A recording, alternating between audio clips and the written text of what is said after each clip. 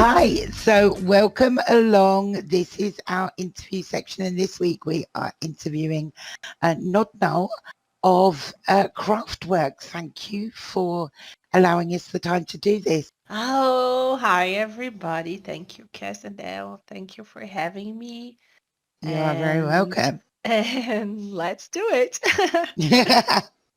So we'll start with a nice, easy one, really.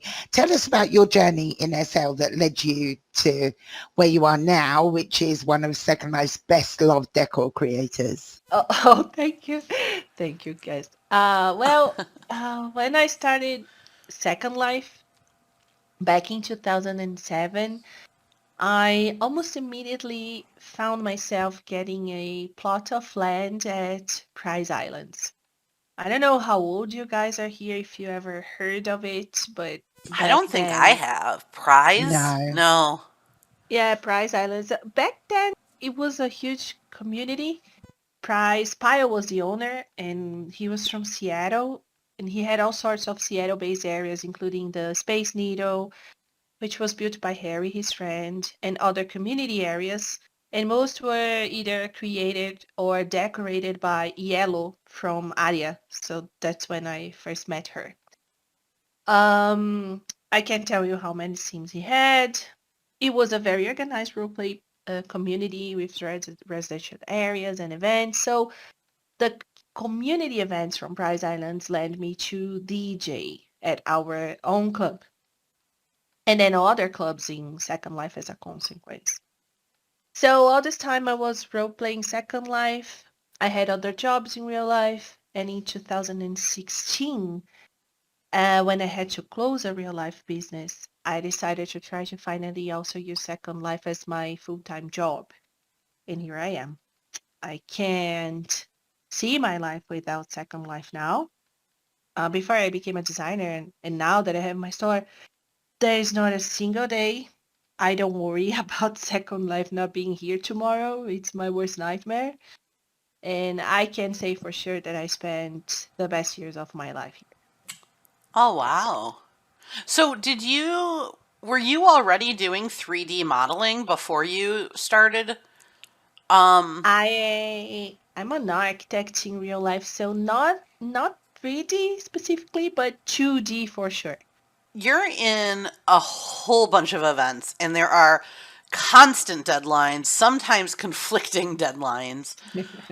What is your secret to keeping organized and staying on time? Like making sure that your items are ready to be purchased when the event opens. And I just say before you answer, the reason I put this question in is because I know that Nod is like super organized, and I need to know how she does it because she's like ready for events 2 weeks ahead of time. When event opening for setup starts, she's like knocking on the door, and she's always like the first one set up. Oh my god. Okay, yeah, let us peek behind the curtain. What do you do? Tell us your secrets. I come from a project management background, and a schedule organization was always extremely demanded. So I had to use tools like such Microsoft Project, for example, to manage my tasks. And after a few years in it, it kind of becomes automatic. Organization becomes something intrinsic. So when I became a designer in Second Life, I had to bring back those aspects of my past corporate life to help me with the deadlines and avoid unnecessary stress.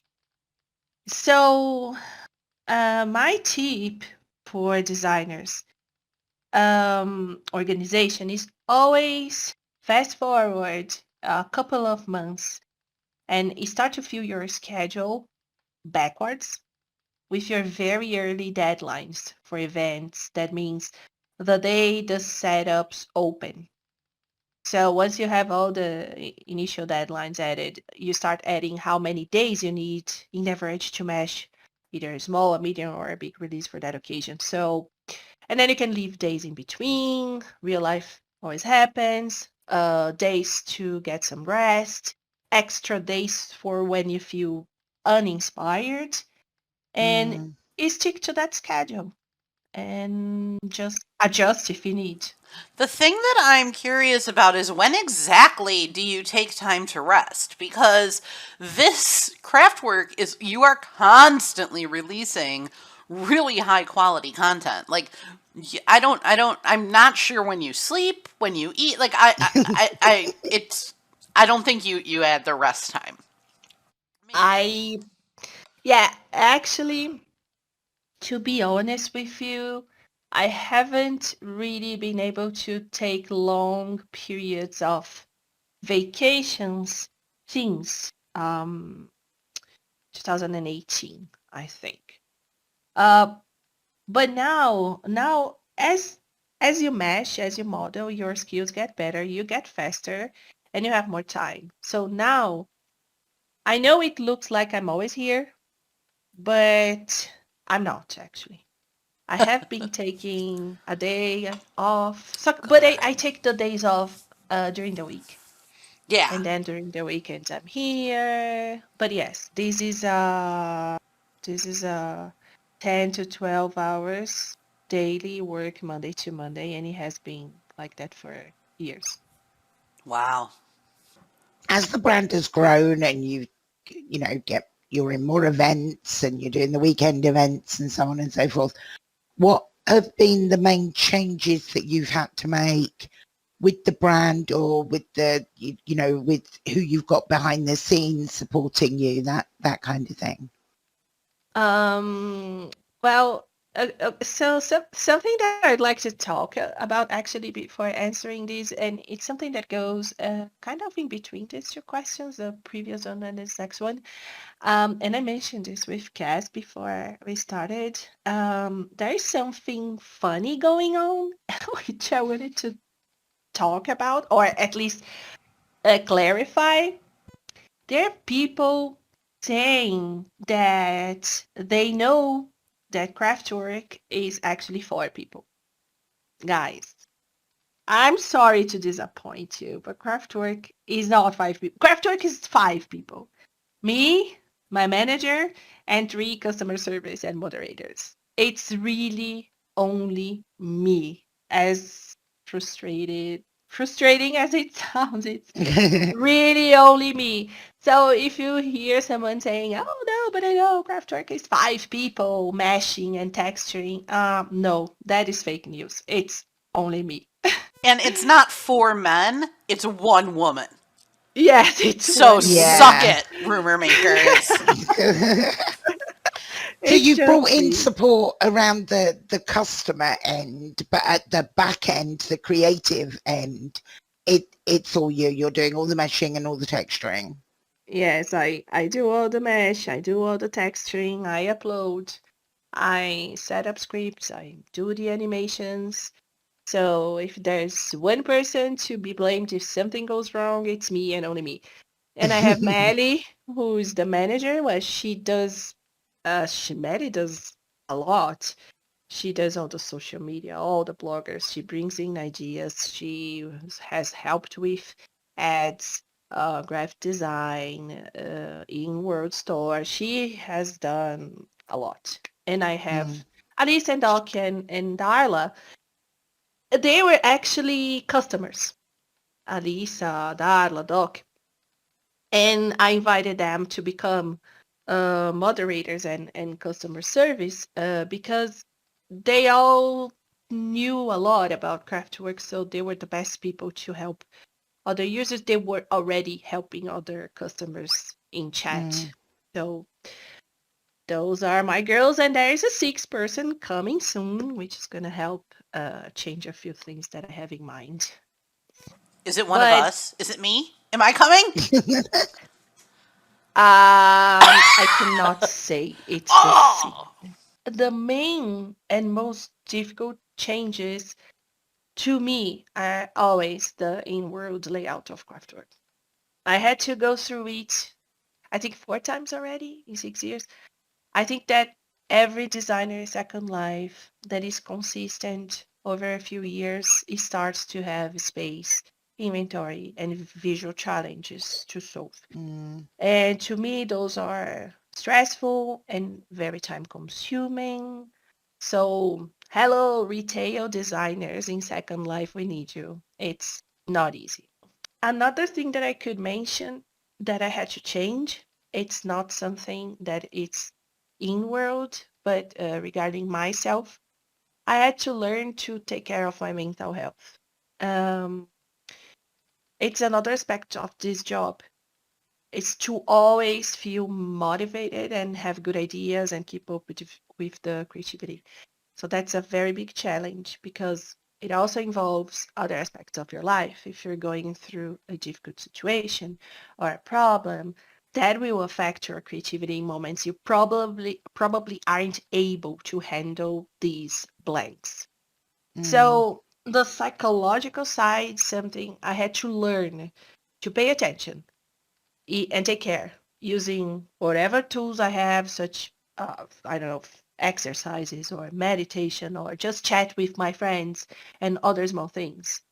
And that is a first. I never had to look that much inside myself before. It is scary. I mean, it And is. last, It's quite a lonely existence if you're the only creator within the team. And I think a lot of people found that generally over the lockdown period that we had as well, is you suddenly just have yourself and you've got to be everything to yourself. Hmm. yeah, usually you will have your friends around you Mm. and ideas or critique that will probably come and be shared with friends. And there are pros and cons between for, I mean for being a lonely designer. But it's the burnt out. I mean, you burn out. There's no way. It's whenever you work with creativity, something that is design focused, you get tired of it. It's just you're human. I work in mental health. It's what I do. So for me to hear somebody allow themselves to be brave enough and be comfortable enough in their own vulnerability to be able to say, I really have to continually consider my mental health. It's not a conversation a lot of people are having super openly. The doors are cracking open, and some people are becoming more comfortable discussing their mental health. But by and large, a lot of people don't. And I think it's really courageous for you to sit here and be like, listen, if you're going to be successful, you need to take care of yourself. I, Yes, you need to learn to look inside and feel things, and it happens to everyone. It depends on the phase of of your life. Sometimes you're um, and it's not related to age at all because sometimes I have friends that are much younger than I am, and they're really fighting um mental health issues and depression and I have people that are older and are facing the same, and I never had this issue and now I'm having. You see, it's like life changes and things change. So it really affects, to me personally, it really affects the creativity part. So had to deal with it. yeah. So, what other than like dealing with these mental health struggles and making sure that you're attuned into yourself, what else has been really challenging for you when you talk about growing your brand? And then how did you overcome the challenges? Because you are now, Kraftwork used to be much smaller. You're now this really giant, big player in the market. Oh, well, I haven't. I haven't overcome the challenges. You never do.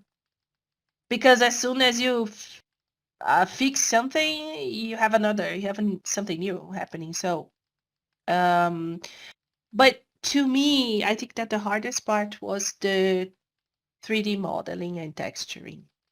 I had some experience before in my professional life, but nothing I could compare to the skills needed for Second Life.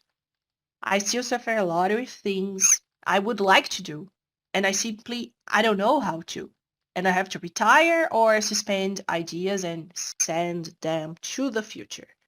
So skills take so long and demand so much effort, and there's so little knowledge available. And I mean, practical, useful knowledge that you can access to solve your daily doubts in Second Life. And have you like you have to dig them and ask around, and then you realize it's actually a very protected secret that no one will want to share with you. It is very upsetting. So I think one of the most challenging things in Second Life is to actually understand and learn how things work. That takes a lot of time. So some things that we find out working are even things that Leading Lab should be teaching us. So if you want your platform to thrive, of course you need to teach the users to use. But why aren't designers being trained according to the level of efficiency and quality that they need for this to work better? So Designers University of Efficiency. Yeah, that's something that I'm I pretty really sure believe. that I can think of several event owners that would sponsor that. Yeah, I'm sure they would. Customers too. So, what's Uh, next for KraftWork? Do you have any plans that you can share, or are they all secret? well, nothing with me is secret. So KraftWork is going through a structural update phase. I could say that slowly. So for the next month or maybe a year, we'll be focusing on retiring or sending to the outlet all releases that no longer speak KraftWork language. And we'll be doing some work with layout to help customers to have a better experience at the store. We'll be unifying all graphic design. That it's a complete mess right now. I think I have 3 phases of graphic designs going on at the store. So Craftwork will be taking care of itself. Of course, a while I release my monthly releases, but we have already decreased the number of seasonal events and other small things to open schedule to clean the house. What do you think or hope Second Life is going to look like in 5 years? It's very hard to say since Linden Lab does not really publish their long-term plans or more intricate aspects of their tech changes, but I think regardless of which plans they have, it is clear that we are living an era of changes in our market. So Second Life was able to survive and be comfortable enough to carry on without any considerable changes since they opened until they moved to the cloud. So the cloud to me, and please, I'm not a tech engineer, so forgive me if I'll commit a tech crime here. This is my perception as a user. But the cloud to me was one heavy move towards growth and adaptation to whatever comes ahead. So now I think the challenge of Second Life are user interface. Mm-hmm. It is hard. We all know that. Retention and reach. And with reach, we should be talking about where and how people can access and be in Second Life. So I hope Second Life thrives and succeeds. Mm-hmm. There's nothing that can be compared to what we do here. Mm-hmm. The endless opportunities that we have, the freedom offered by this platform, they have something powerful if well managed. So I don't want my only option to be a legless 3D Lego avatar in meta. So please, Leading Lab, take us to our next 20 years journey. How about that? That's what I want. We've got a very quick this and that round. We did the same with Taylor a couple of weeks ago. So, beachside resort or hillside resort? Hillside. TV series or movies?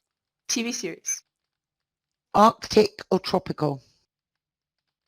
Arctic. Ugh, you only say Pancakes that because you're from the tropics. Go ahead. Yeah, I was going to say, I'm surprised. I thought she'd go tropical. Pancakes or waffles? Pancakes. Chocolate or vanilla? Chocolate. Markers or crayons? Oh, markers. Hot weather or cold weather? Cold weather. Tulips or sunflowers? Tulips. Fame or fortune? Oh God. At this point of my life, fortune. Kess or Dell? You could plead the fifth. You could get away with it. Taylor answered and got it wrong. Taylor answered and was welcome into my arms. I'm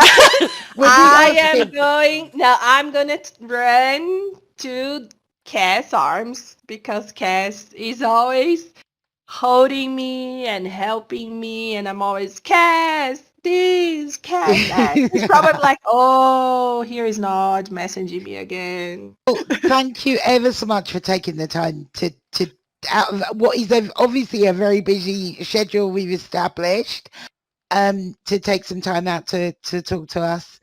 Thank you guys for we having really me. enjoyed it. Yeah, this was Thank you super so fun. much. Thank you so much. Thank you guys.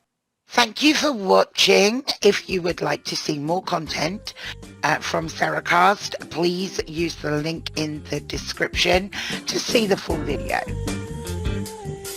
Check us out.